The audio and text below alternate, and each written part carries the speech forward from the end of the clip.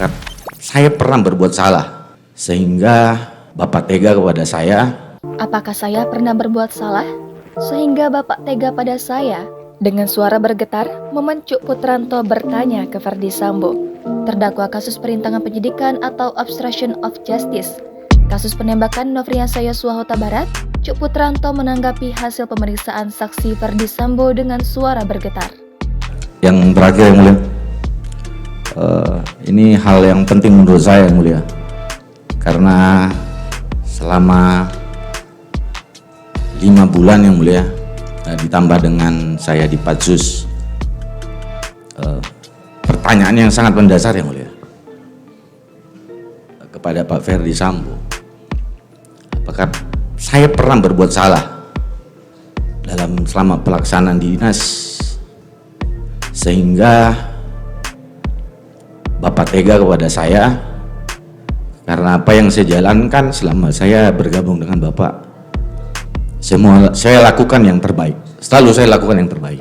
Ia mengatakan, selama menjadi anak buah mantan Kepala Divisi Profesi dan Pengamanan Polri itu, ia selalu melakukan yang terbaik dalam pekerjaannya.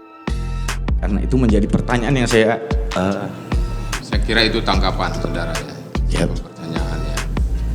Tadi pun juga sudah mengatakan dan menilai kalian punya integritas, dan dia mengakui bahwa itu semua tidak akan mungkin ada penolakan atau denied ya terhadap atau denied gitu, perintah tersebut ya. Sehingga ya itu tadi ya.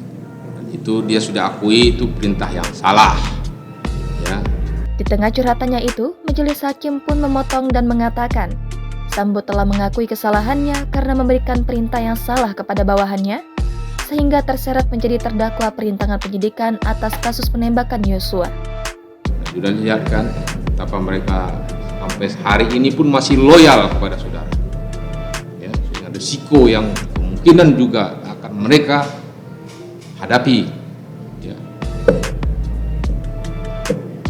Tentunya itu menjadi pertimbangan ya tersebut ya. Karena juga tentu mestinya harus mampu memikirkan hal tersebut ya.